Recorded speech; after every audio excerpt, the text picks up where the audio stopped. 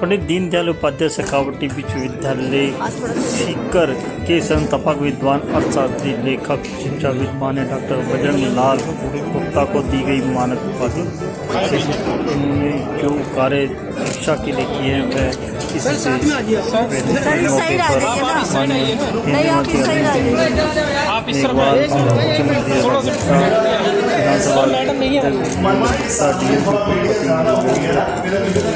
बीजवादी gallery को use करते हैं। हमारे बहुत सारे अतिथि विश्वविद्यालय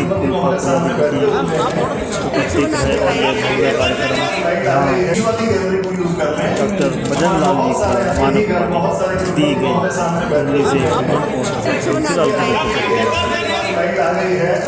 तो बहुत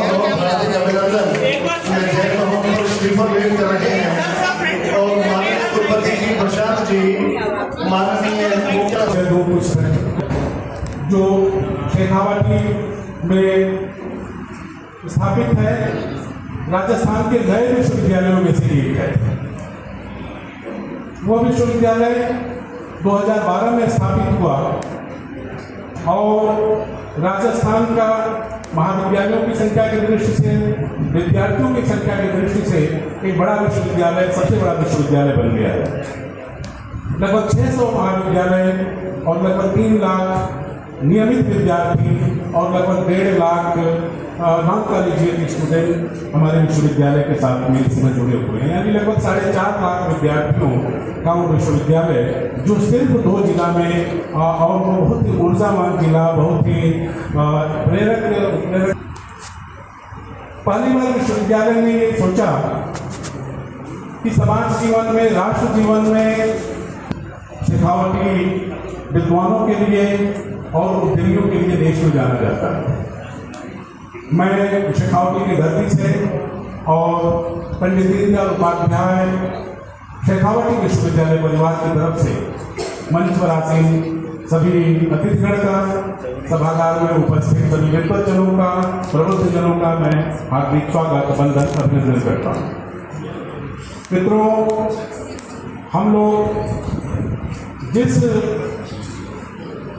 अभिनंदन मूर्ति के सम्मान में आज यहाँ पर एकत्रित हुए हैं, बैठे हैं, उनके बारे में कोई भले ही बता सकता है, लेकिन मैं नहीं बता सकता, क्योंकि मेरी हैसियत नहीं है कि माननीय बजरंग लाल गुप्ता जी का कुछ परिचय जिला बहुत ही।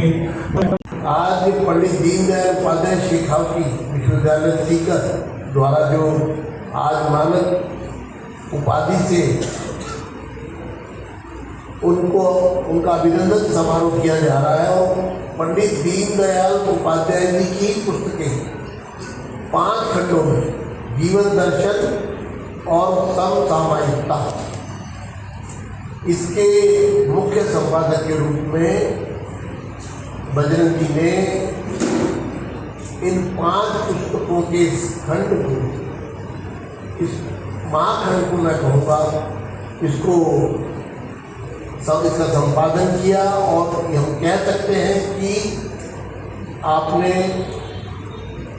दीनदयाल जी को कितने नज़दीक से जिया और समझा।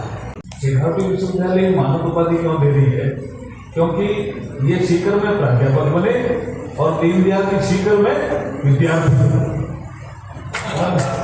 उन्होंने मैट्रिक में नहीं किया, तो जगह महत्वपूर्ण उनके लिए। हाँ ठीक है, धानिका भी महत्वपूर्ण है धानिका भी महत्वपूर्ण है, लेकिन ये 2 जगह तो बहुत महत्वपूर्ण है, सीकर और केलंग। उसके बाद कानपुर है। तो सीकर में चूंकि उन्होंने मैट्रिकुलेट किया, और सीकर में आज भी उनके बारे में पुराने लोग चर्चा करते रहते हैं साहब कि स्टूडेंट के नाते भी कितने सरल थे, मेधावी थे। हम सबके परम आदरणीय श्रीमान बजरंग लाल जी गुप्ता, जिनको आज मानद उपाधि के द्वारा राजस्थान की सीकर पंडित दीनदयाल उपाध्याय यूनिवर्सिटी के द्वारा जो सम्मानित किया गया, हम सबके लिए बड़े गर्व का विषय है। और हमेशा से आदरणीय बजरंग लाल जी के द्वारा समाज और देश के प्रति जितने काम किए गए, अनेकों पुस्तकों का प्रकाशन, लेखन उनके माध्यम से हुआ, और वो पूरे के पूरे समाज के लिए एक ऐसा पथ प्रदर्शक बन करके वो किताबें रही, जिस चाहे वो अर्थशास्त्र के रूप में हमें भारत के लिए मिली, चाहे पंडित दीनदयाल जी के जीवन दर्शन पे रही। मैं बहुत बहुत बधाई देती हूँ सीकर की अपनी इस यूनिवर्सिटी को। स्थानकवासी जैन कॉन्फ्रेंस, जो कि हमारे स्थानकवासी समाज की मार्च संस्था है और राष्ट्रव्यापी हमारा ये संगठन है, पूरे देश में प्रांतीय और जिला स्तर पर जाकर के और सेवा का कार्य ये लगातार निरंतर करता है। आज ये जो गोल मार्केट में हमारा जैन एक बहुत बड़े विद्वान के रूप में, जो मैं समझता हूँ भारत ही नहीं पूरे विश्व में और ऐसी ख्याति उनको प्राप्त है, और उनको और जैसा राजस्थान में और सीकर यूनिवर्सिटी से और मानद उपाधि देने का अवसर हुआ, तो वो उस अवसर को और उन सभी इस कार्यक्रम को करने का और उन अवसर को पा करके और हम बहुत गदगद हैं और बहुत ज्यादा रोमांचित हैं। और जी, आज पंडित दीनदयाल उपाध्याय पे बड़ा व्याख्यान उन्होंने दिया बजरंग जी ने, तो कैसा देखते हैं कि पंडित दीनदयाल जी एक प्रेरणा स्रोत रहे हैं देश की आज अर्थव्यवस्था राजनीति पर? मैं समझता हूँ, और आज डॉक्टर बजरंग लाल जी गुप्ता सामने पंडित दीनदयाल उपाध्याय जी के विषय में और जो बातें बताई हैं, और वो बातें वो ही कर सकते हैं, जितना कमांड उनकी और सब बातों पर है, और कुछ ऐसे और छोटी छोटी चीजें जो लोगों के संज्ञान में नहीं आ पाती। राष्ट्र के लिए राजनीति होनी चाहिए, राजनीति के लिए राष्ट्र का उपयोग नहीं करना।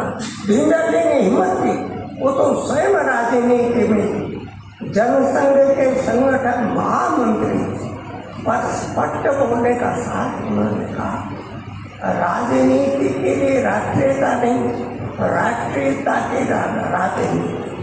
जो राजनीति राष्ट्रीयता को क्षीण करे वो अवांछनीय है।